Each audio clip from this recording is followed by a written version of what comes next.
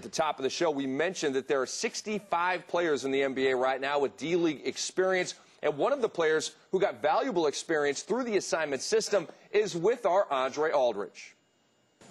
All right, thanks a lot, Rick, and I'm very happy to be joined by Jordan Farmar of the Los Angeles Lakers. First of all, Jordan, thanks for joining us here.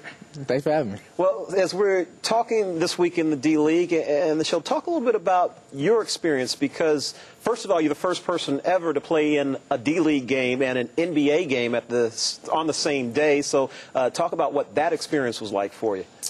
It was a tough experience. First of all, getting assigned to a D-League team is humbling in itself. Mm-hmm. But you have to understand that you're a professional, and this is your job, and everything that's done in terms of organization has to be done with your best interest at heart. And I really felt that with the Lakers. They were just trying to help me get better.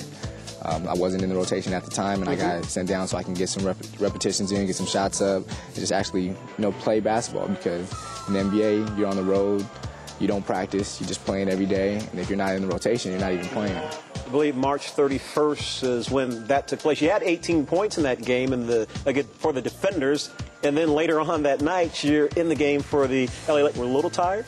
A little bit. It's a really long day. It started at 8:30 in the morning and ended at midnight.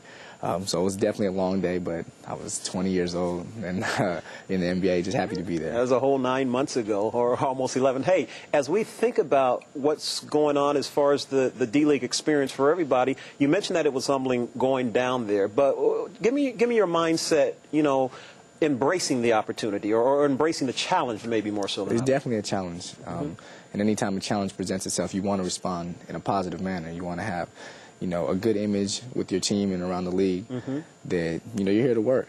And if they think that it's better for you to go in and get some reps and get some time where you can actually play and get better, that's what it's all about. And you just have to really embrace the opportunity.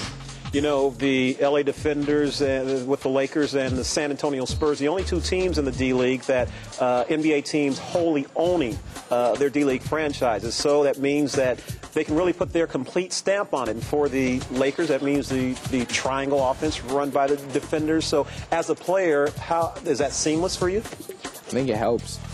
Definitely, especially in an offense like the triangle, where no other team around the league runs it, so you can't get that experience anywhere else. So to go down and get some reps and some minutes in your same system, it really helps. And meanwhile, it's Coach Panaggio for the Defenders. So talk a little bit about him and your relationship with him.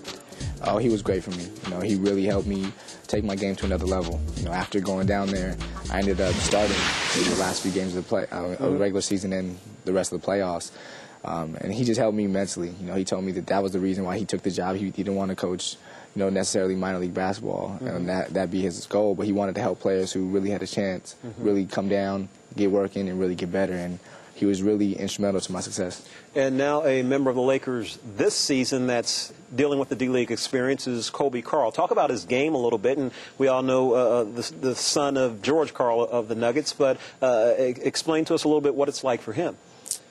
For him, it's a little different. I got to play at home in Staples Center on the day of our games and come right back up for the Laker game. He, traveled with the team. He's been playing with them for a while. He's back up with us now, but he got a little different experience than I did. And his game, he can play. And he wouldn't be here if he couldn't. A lot of guys just think it may be just because his father's a coach in the NBA, but that's not it at all. He can really play. He can shoot the lights out of the ball, and he's a tough kid. He beat cancer twice. Yeah, he's a very tough kid. Unbelievable going on there. Hey, for your experience, too, UCLA, Taft High School in Los Angeles. You talk about living the dream, playing professional ball in your hometown. Yeah, it's not even living the dream. I couldn't even dream it in my best dream. So I didn't expect it at all. Growing up as a kid, I didn't even expect it. I wanted just to make it to the NBA and be able to play at this level.